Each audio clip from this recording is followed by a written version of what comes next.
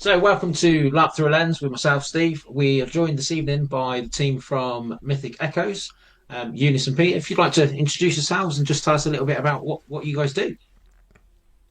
Go, Pete. You got this. Oh, okay. Hi, I'm Peter Allison, co-founder of Mythic Echoes. I'm a freelance writer, journalist, creator, and I'll just write anything. Hi, my name is Eunice. I'm also the co-founder of Mystic Echoes. I am a artist part-time, and I am a marketing. My more boring job is I'm a marketing person, but my more exciting job is that I'm an artist. Marketing's not necessarily boring. It's one of those things we all kind of need marketing. Let's be honest. Otherwise, no one knows what we're doing. Yeah, but Speaking, compared to running vampire games, it's kind of boring. that is true. Leading us on to vampire games, then. So, obviously, marketing and vampire games. What is it your next big thing you're working on? So I think the closest thing we're moving towards is we're planning to work together with Darby Dracula to have another mini Vampire Games Day again. We had one in the earlier this year and we had one last year, and then they wanted to work with us again to have a smaller themed one with for a bigger event. But what's really exciting and what we have been working on for months is the Vampire LARP. Pete, do you want to tell us more about it? Okay, yeah, sure. Okay, in November, we are going to be holding As Night Falls, the Crimson Ball, which is a vampire LARP in a Gothic former library, 19th century Grade 2 listed building. It is a continuation of the LARP that we held last year. You do not need to have played it last year. It is a self-contained story in and of itself. Basically, last year was the prologue, and this year is going to be the main story. We'll continue it, but you don't need to know. Basically, the main premise is that Vlad Tepes, the founder of the Tepes dynasty, has returned, and in so doing, he poisoned the other monarchs, the leaders of the other vampire dynasties. And now all the vampires have to come together to restore the monarchs, if they wish to, or they might not wish to. They might. So basically, it's kind of a Crimson Ball, get all the vampires together to have a big blood ritual to restore the monarchs to their full strength, if they wish to, or maybe they want to do something else while Keep they're the there. power for themselves. Exactly. Let's be fair. It is completely roleplay. There's no combat. It's a Grade 2 listed building. We can't afford the insurance if somebody breaks anything. Especially in a very historical building, we cannot break anything. No, we just. I've seen you shared the video with me earlier for the music video and everything like that, and Yeah. the building and the setting. It looks beautiful. It looks absolutely amazing. And the quality, I was just saying to you before we started, the quality of the music video and everything that's amazing. If anyone hasn't seen it, we'll put a link. Yes. Listeners, Highly, we'll put a link highly in, send recommended. it out. It's Yeah. brilliant. Only It's really yes, good. only one person got punched in the video, by the way. So far, no one has gotten hurt except for Only one one person. person punched. Is that Only the one headline? person punched. So no people were harmed in making of this video except for one. Yeah, it's the music video was just far better than we even dared hope. I mean, I used to let's get a music video because one of the people that's involved in this is Chris Brind.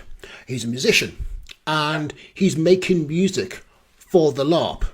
Well, that's amazing. So you can have some- specific music tailored. We will Yes. literally have So all of our music is copyright free because it's 100% created for us. Obviously, the singer-songwriter have the right of their own music as well, but Yeah. no one else can get the same kind of music except for us, which is Yep. really Brilliant. awesome. Really cool. Yeah, we can. He plays LARP himself. He understands the background. It's basically created some instrumental music. So there's no vocals to get in the way to kind of Yeah. to overwhelm the conversation. So it's almost background music, but not because it's all instrumental. And afterwards, he's going to release that as an album. Oh, that's brilliant. So people that have attended that will have the opportunity to have that as a Yeah. memory sort of thing. Absolutely. So we just said, look, would it be great to have a music video about the LARP? And it just came together. So we spoke to Jamie, Photo Blitz UK, who was a phenomenal photographer and videographer. And he said to us last year when we did the photo shoot at Alvers and Castle that I really wish I'd done some video. So a few You're months like, ago, ah, funnily so enough. how much do you wish you'd done that video? And it just snowballed from there, really. I I like to think that's think that every year that we run this, because we only run it for the first time last year, but every yeah. time we run this, we upgrade ourselves a little bit more. We just get a little bit better each time. I think that's the beauty with LARP, though, isn't it? And things like that. You can learn new skills, and every time you do something, you can go, well, actually, that worked, but maybe this. I mean, so literally this weekend, I was actually at a LARP, and I saw Oh, one of the most amazing things I've ever seen at a LARP, and it's daft when I say it, but you had to fix a telegraph wire, and they had some wooden stakes pinned into the floor with some eye hooks and some wire, so you physically had to fix a wire. And that to me, I was just like, that's brilliant. Normally people are like, and you have to pretend to do this. No, no, they actually just had a wire. Yeah. They had archaeologists digging and they'd put in like a little um, rectangle of soil where they'd buried some goods for them to dig out from this freshly laid soil that they'd done. And it's just That's like, awesome. it's so simple, but it's just like, that's amazing. Yeah. Little things like that are just like, you can't do that in a tabletop role playing game, can you? You don't have No. the that visceral experience of tactile, touching yeah, and doing, Yeah. yeah. yeah. I mean, that's in LARPs. I've always enjoyed the smaller Yeah. scenes, not the big epic battles, but the kind of smaller, more personal, intimate interactions Yeah. where there's less rules and just more immersion. And that kind of guided our design of As Night Falls because we wanted to create a rules like role play heavy immersion. So the people don't have to think about, oh, I've got this power and that power. How And do I oh, do this? Can I do that? Yeah. it's, Yeah. it's just your vampires in the modern day, go for it. Yeah. Yeah. Our And rules are pretty simple as well. So as long yeah. as there is no violence and no actual fighting, kind of everything. Obviously, we have the rule of consent and all this kind of stuff as well. But Yeah. yeah, that's standard throughout all LARPs. But we implement such heavy like role playing into this entire LARP because it's a power LARP. That means there's no combat Yeah. whatsoever. So it has to be 100% role play. And it once everyone gets into it, the atmosphere is amazing. I can imagine. So the closest I've ever been to doing a proper parlour LARP was the old Mind's Eye Theatre, which Yes. was great. But obviously, you'd have a break mid something for someone to go, I'm going to use this. And then you'd all have to do rock, paper, scissors and to see Yeah. who won. And that does, whilst it facilitates it, and yes, it was an easy mechanic, it can massively detract from that scene because all of a sudden there's this jarring, we need to do this. Yeah. That was one of our concerns, really. Like, how can we maintain immersion and propel the story forward at the same time without kind of breaks for conflict resolution? Some just said, well, no combat. Okay, we dump all the combat rules. Okay, no powers, because this is basically a gathering almost of the UN for vampires, so, Yeah. no fighting in the war room, so to speak. So Yeah. basically, it's a neutral ground. It's almost like the game itself is for those people that have played Vampire of that, you're enforcing Elysium by the way the game's set out rather than Yeah. just saying you can't do it. Well, actually, the game is designed in such a way that you don't have to do it. Yeah. Absolutely, yeah, exactly. It is neutral ground. If you attempt to do that, you are, kicked out, excommunicated, Yeah. and because no, Des and Troy come along and destroy you. And basically, so it's kind of just dump that aside. It also means everything's on a level playing field now for every player. It doesn't matter if you played last year or not, because you're still effectively the same power level. It's basically how much can you convince someone that they want to do that thing for you? So there's a lot of So social skill involved rather It than is. It's like when you right. in a tabletop game, you get to roll to see how well you convince the other person. Whereas Yeah. in our lab, you actually have to be good at convincing the other person not to do something. I mean, for some people, that'll be absolutely incredible. For me, the game I've just been to, I managed to convince everyone to make me mayor, which was hilarious. But again, for others, I can imagine it's quite daunting. How do you support those players that are a little less sort of So socially apt, shall we because say? our lab is not very, very big, our max capacity is 50 people, Yeah, and we have broken down to different families or different Yeah. like Dracula families, and each family has a monarch, that means the head of the family, and they are in charge of their little gathering of people, and in their family is only 10 people. Yeah. So they can really get them involved, and we have different tasks for each family as well. So if they don't Okay. feel Yeah. like they want to, they can ease themselves into the story because they're given a task. And I Yeah. find that in LARP or anywhere, as long as you give someone a task, they could hyperfixate on that task and get Yes. involved in the story. And slowly by getting involved in the story, oh, I zoomed in for some reason. You did zoom in. I don't know how that happened. But Who by knows? doing that, you get people involved, and slowly by the night progress, the monarchs will also kind of involve them in the story as it progresses as well.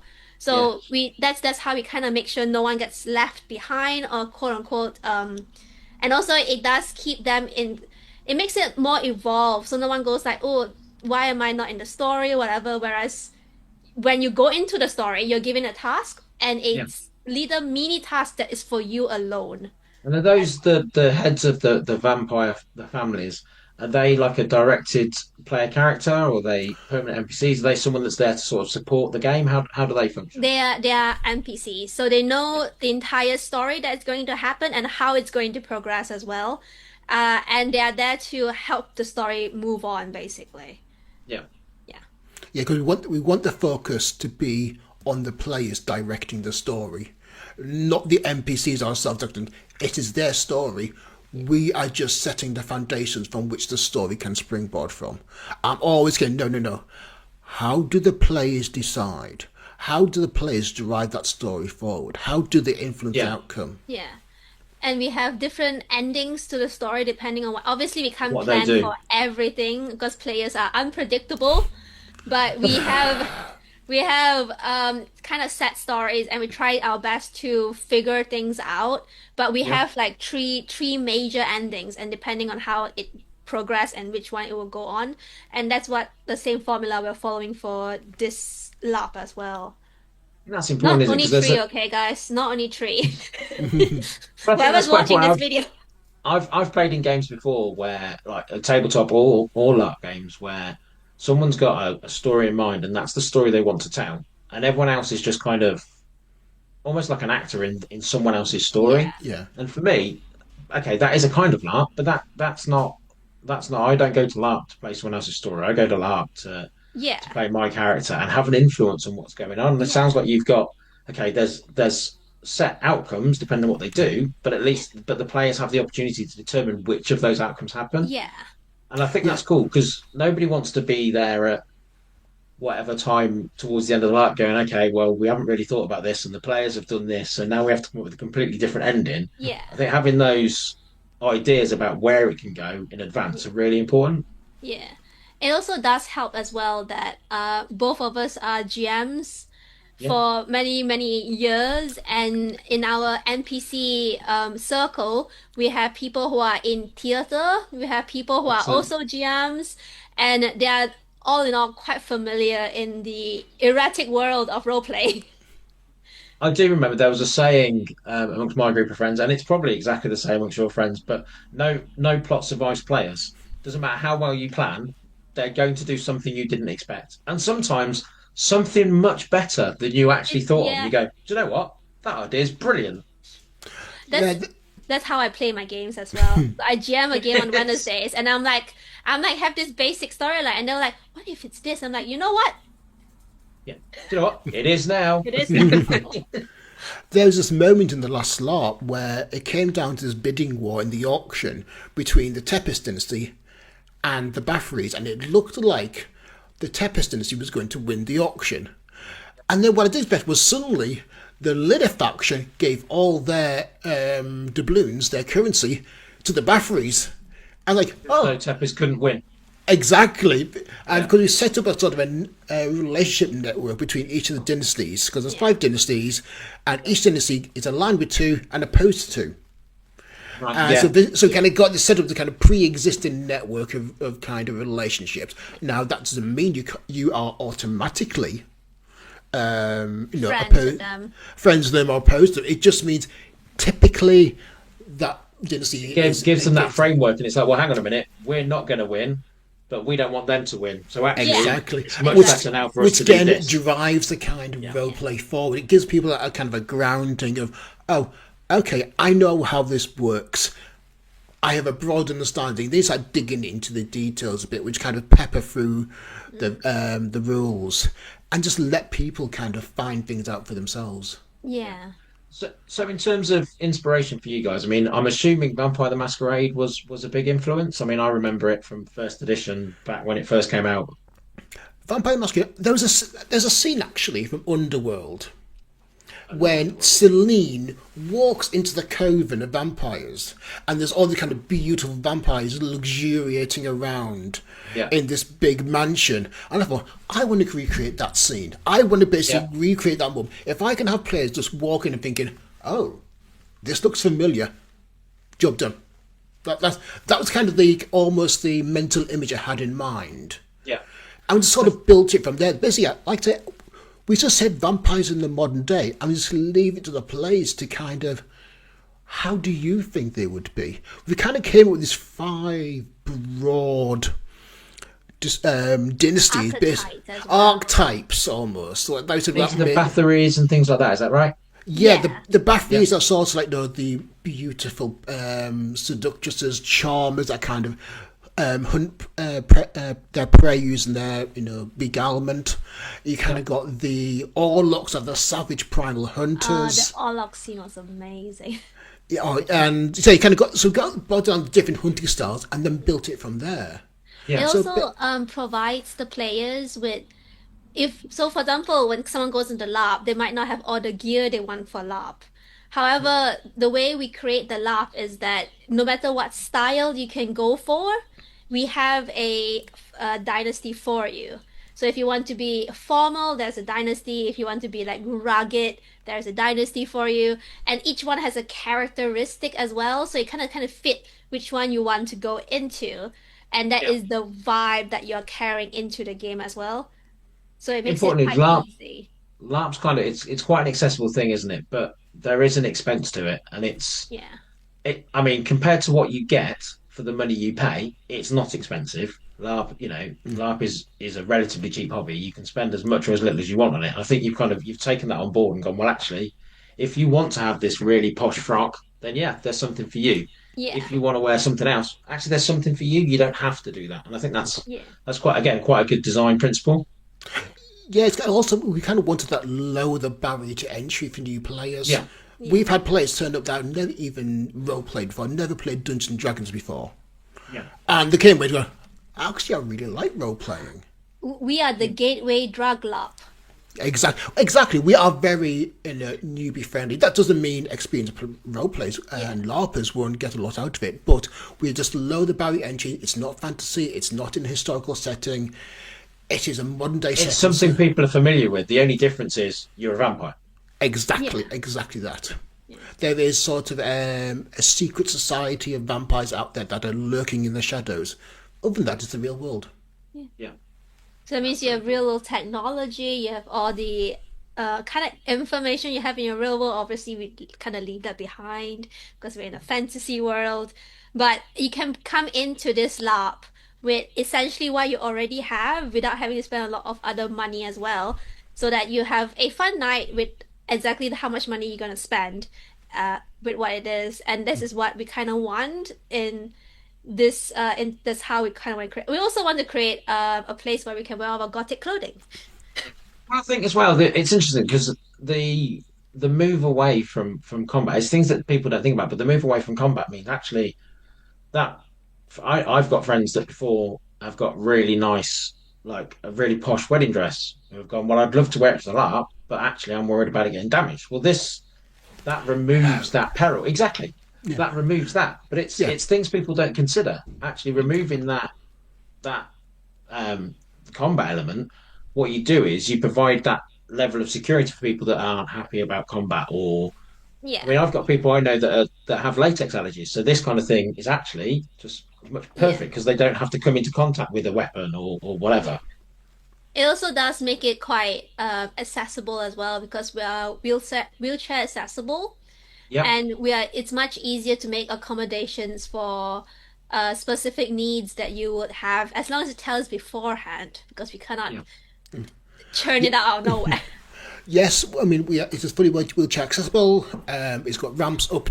There's stairs at the front, but there's a ramp up the side that is fully wheelchair accessible. There's disabled facilities in there, and also in terms of the buffer that we provide, just tell us your allergies in advance, and we've speaking to various catering providers, and we only picking the ones that say yes, we can handle people with allergies, and we will take steps to ensure there's no cross contamination between the foods, just to protect against allergies, really.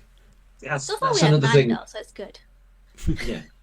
It's another thing people don't consider, isn't it? When you go to a LARP, you don't, if it's, I mean, I get astounded by some of the people that go to a LARP in a field with some of their needs, and it's amazing to see what people do. But Yeah, actually, by having, like you say, having a wheelchair accessible building, having it in a building, all of these things actually do make it a lot more accessible.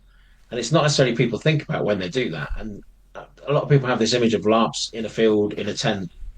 It doesn't have to be. No, yeah, yeah, I mean, my first lap was um, Mind's Eye Theatre, which is Yeah. upstairs in a pub. Upstairs in a pub, classic. Yeah, exactly. It's- Upstairs in a pub, in the function room, and that was how we did it. Now, looking back, stairs, not accessible for people in yeah, wheelchairs. So it just kind of, so to me, LARP has always felt more normal inside rather than outside. Now, I have done LARP outside. I literally live 10 minutes away from Locker Park, where Lorraine Trust yeah, hold. Lauren Trust, yeah. Yep, so I've been there a few times. Not been there for a while, actually, because life gets in the way. But yes, I'm very familiar with Lauren Trust and doing it in the field. I'm now in my 50s. I don't bounce as well as I used to. And yeah, I've kind of, yeah, charged downhill and all that fun stuff. But now it's kind of, but even then, I just always like the role play, the immersion, the interaction, rather than hitting someone over the head with a rubber sword. For me, the beauty of LARP is it can be different things for different people. It doesn't Absolutely. have to be one size fits all. And yeah, it's the same with tabletop role playing games. There's so many out there. yeah, Doesn't mean everyone has to play Dungeons and Dragons. Everyone has to play this. Or if you play this game, you're doing it wrong. But you're not. If yeah, you're having fun with your friends and you're rolling dice or pretending to be something else and you're enjoying yourselves, then that's what it's about. yeah. There are Yeah, so many LARPs available in the UK, and it Yeah. all fits different needs in different ones as well. It's quite amazing. It's a very big community. I think they should fit different needs as well, though, don't they? Because, like you say, if everybody wanted the same thing, there'd be 4 or 5 LARPs all doing the same thing, and that'd be it. It would be boring. Yeah, yeah. The hardest part of going to the LARP con is thinking, oh, that sounded good LARP. Oh, I like the sound of LARP. I'm thinking, Yeah. I can't go to all of them. But there's so No. many good things out there. And it's always kind of the smaller ones that kind of really have a very specific theme or yeah. mood or There idea that is recently there's a mushroom LARP that I was so intrigued about. really. I've seen details of Yeah. Mushroom LARP. Yes. So one of the biggest hurdle with me LARPing in the UK is the fact that I need to camp. And Yeah. I know you don't have to camp. Theoretically, you don't have to camp. But the hurdle is the biggest part of like having to get there and then you have to camp. And See, that's the thing, is it? Not everybody wants to camp. No. Not everybody can camp. Yeah, obviously I grew up in the UK. No, I was part of the Cub Scouts. That pretty much killed any interest in camping. I'm just camped out. I'm just, no. After camping in November in the field in snow with about 40 other Cub Scouts, I'm done, thanks. I'm done the camping thing. To be honest, Time, UK weather as well. You can't guarantee that you're going to get snow in October. I've been at a faction event before in the middle. I think it might have been April, end of April, beginning of May, and we had a snowstorm and had to dig someone out of their tent. And then it's like you just don't know what's going to happen. I'm so not prepared. But there's so much love that I'm so interested in, and they're all Yeah. camping, and I just went, if I can go for one day, I would go for one day. that's why I did look apart because literally I could just finish at the end of the day, drive home and Yeah. climb into bed, and just Yeah. that was fine for me. I mean, I know, I have friends that LARP, and literally they look at games they want to go to, and then they look at the nearest Airbnb and go, "Nah, that one's 5 minutes down the road. Yeah, brilliant. I'll do that LARP." Or actually, there isn't anything for Yeah. 15, 20 minutes.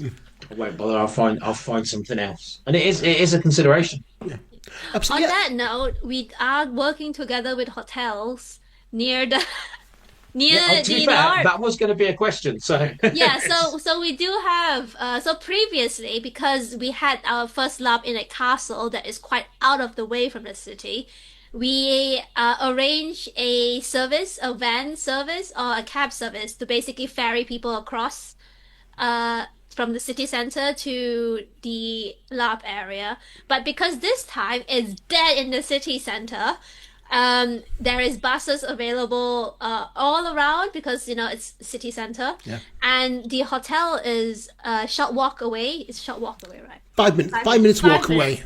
walk away from where it is, and we have got special rates for the hotel as well.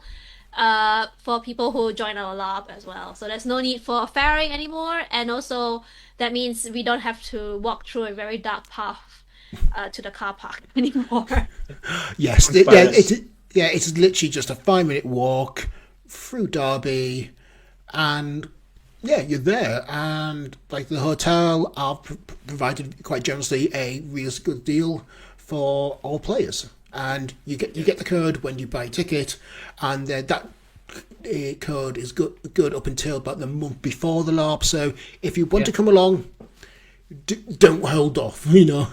Book Book it, soon. book soon rather than Yeah. later, because otherwise you will lose that discount, unfortunately. Yeah. And in terms of the player size, you said you like the smaller events. Was it 50? Was that 50 50. is our max player 50? count, yes. Yeah. Yeah. So like So far we have sold 25% of tickets and yes. 6 months towards the Good. game. Yeah. Yeah. That's So really good. and that's all we're kind of happy with that, and also it's got fairly balanced numbers amongst all Yeah. different dynasties. So like where before, which I find interesting, like we had about the dynasty was really pulling ahead in terms of numbers, and there was like ones or twos. This way, it's pretty much equal. And I'd love Yeah. to know what changed. What has I wonder if, changed?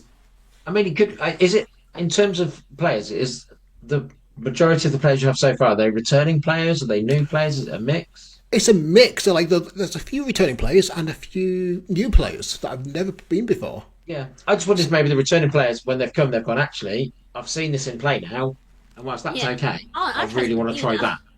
Yeah. Yeah. Which I feel like it's very good because that means you can try new characters, and that means there's no stats Yeah. carrying you forward. Because when I did LARP in Malaysia, they had a carrying forward system.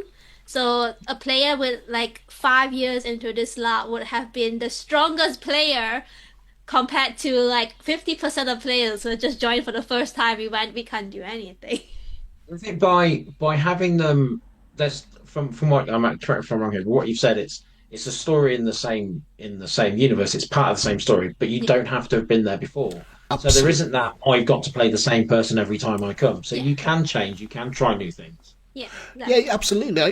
There's two returning players, I believe, that are going to be playing completely different characters because they played an Orlok and a Tepis last time, and they want to play something a bit different this time.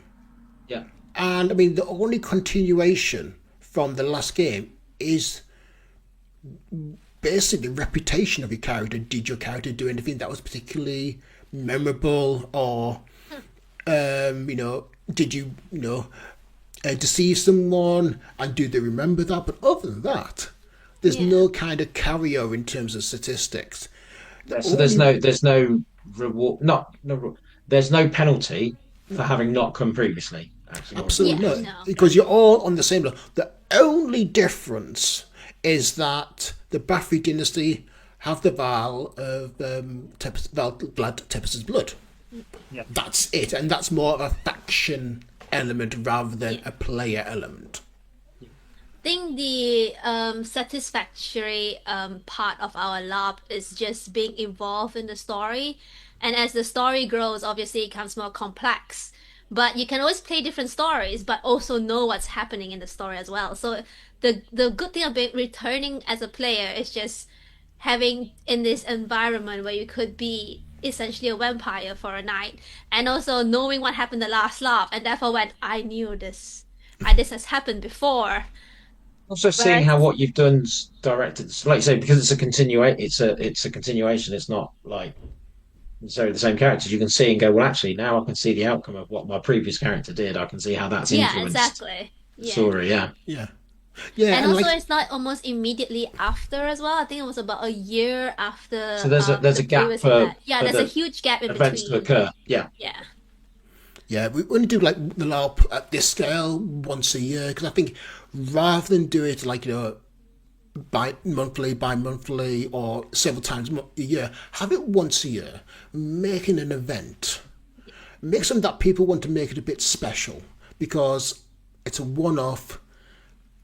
So why not kind of do go that little bit further, like a little bit deeper?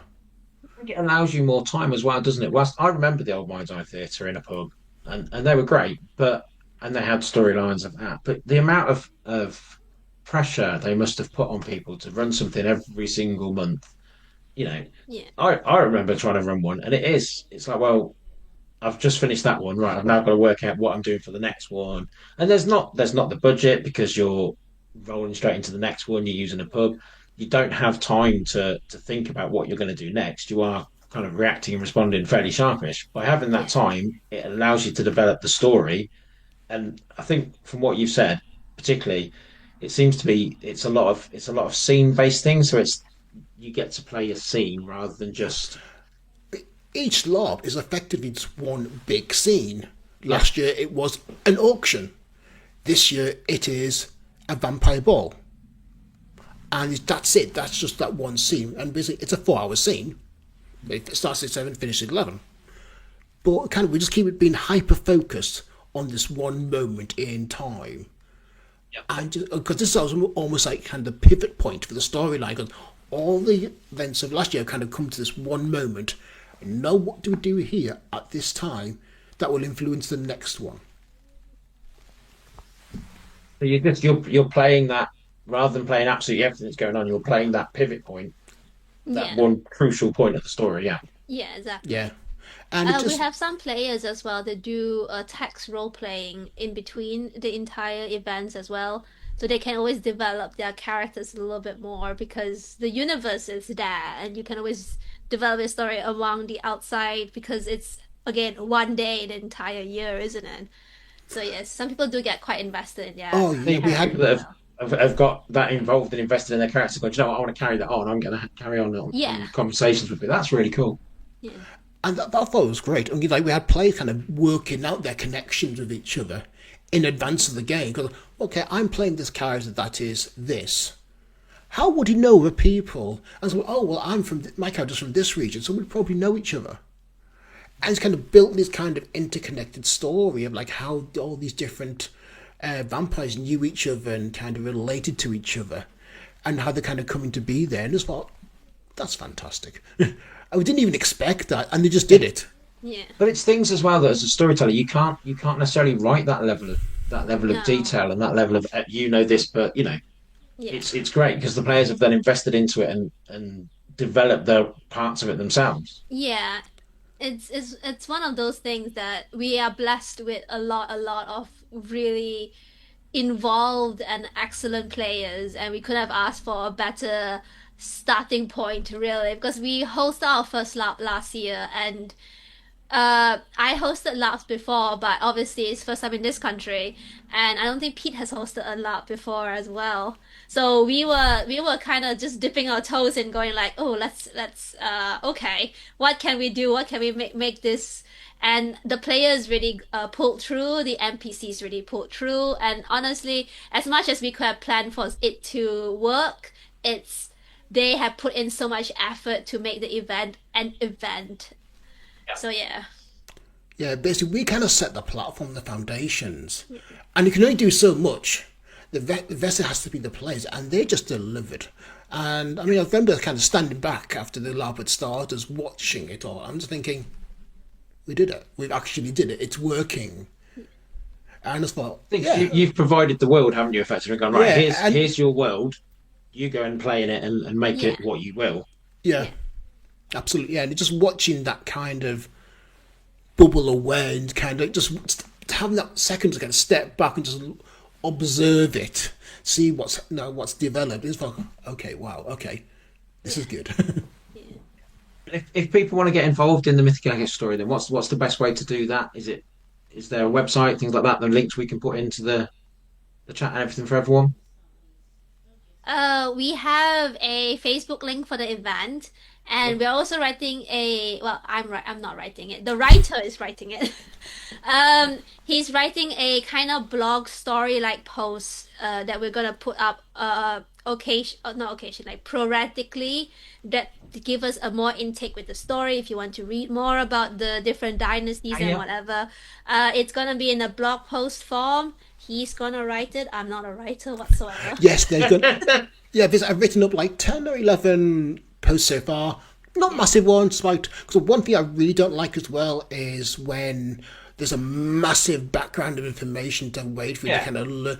These is kind of 200, maybe 300 word blog posts, just looking at different parts of the As Night Falls setting. So looking at what the vampires like in As Night Falls. Look at the dynasties, and let's look at the different aspects of it and how it will kind of inform the Crimson Ball and what it means going forward. They're not essential. You don't need to kind of know them inside out, but it'll just kind of give you a great appreciation and understanding of the world we're building. Some people really like to read about the story that they're in as well, so this Yeah. provides them more information as well. We also have a Discord if you have more information about like what you want or like where you are. If you're lost in any way whatsoever, go to our Discord, drop a message there, and we're all more than happy to reply to any questions that you have as well. So yeah, Yeah. Amazing. What are the dates of the Crimson Ball for all the viewers, just so they can 21st of get their November. tickets booked? Yeah, Saturday, 21st of 21st. November. Yeah, the doors open at 6.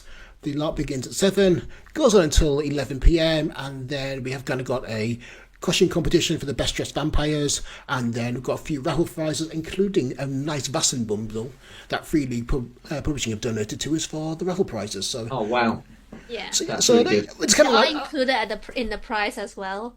yeah, So dinner is also included. If you haven't, since we talk so much about food, dinner is included.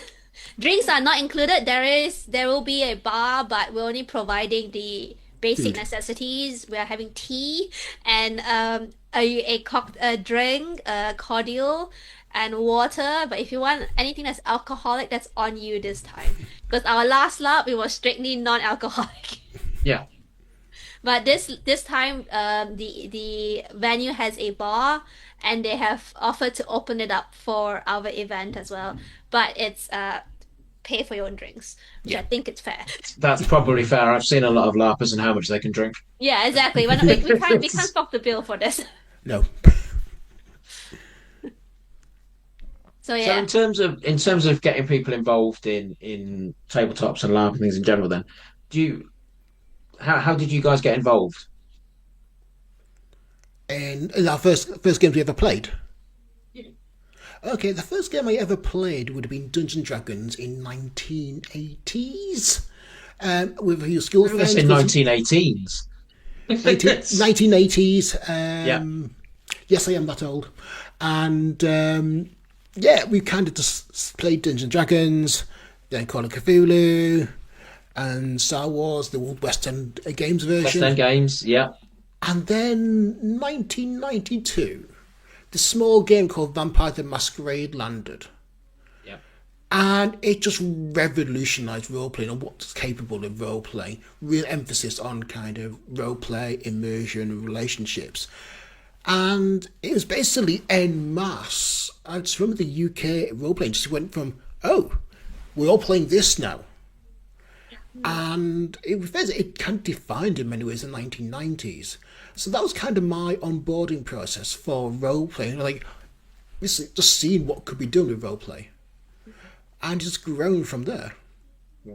What about yourself, Eunice? What was the first thing I you ever am. played? Mine is way less serious than this. So it started off when I was in uni, and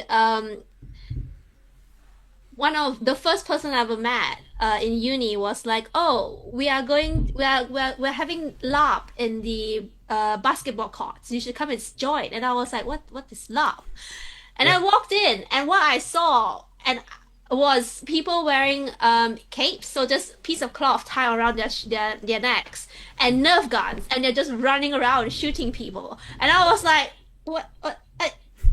And then he was like, oh, you're here. Chucked me a gun and went, go. And I was like, oh wait.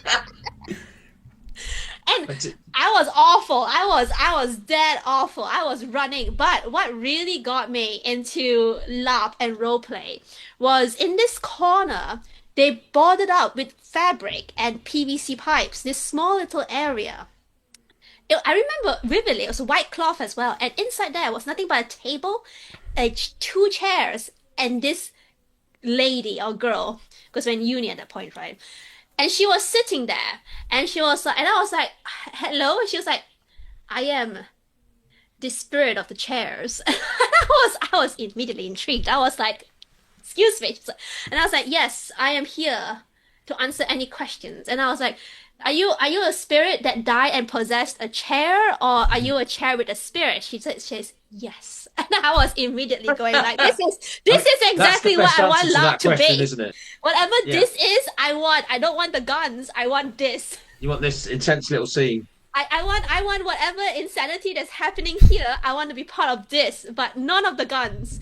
Yeah. So I sat there and I started having this intense conversation about chairs, and that has built into my character throughout the entire years, where I have this whole monologue about chairs, ready to go anytime, purely because of this character. And then that just kind of spiraled me into Pathfinder. And Yeah. after Pathfinder, it was D&D. And then after a year later, I went back to LARP. But this time was a camping LARP. So it was no guns were involved, but I was then the chair lady. So You were there my asking people about their opinion on chairs. so the LARP scene in Malaysia is very, very small then. It was basically this dude from Netherlands migrated to Malaysia, and he went, Yeah. there's no LARP here, but I want to LARP because there's no LARP here. So he made his own LARP, and then we were all like, okay. So we followed this dude into the jungle, and that was like the first ever LARP in Malaysia was like 8 people in the jungle. And then it evolves to 20 Sounds people. incredible.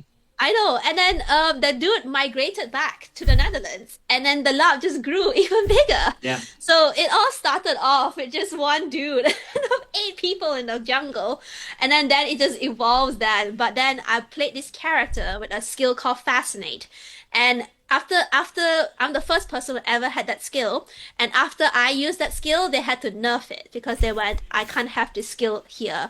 And basically the skill is, as long as I keep talking, the person has to Yep. listen to me. And boy, can I talk about chairs for a really long time.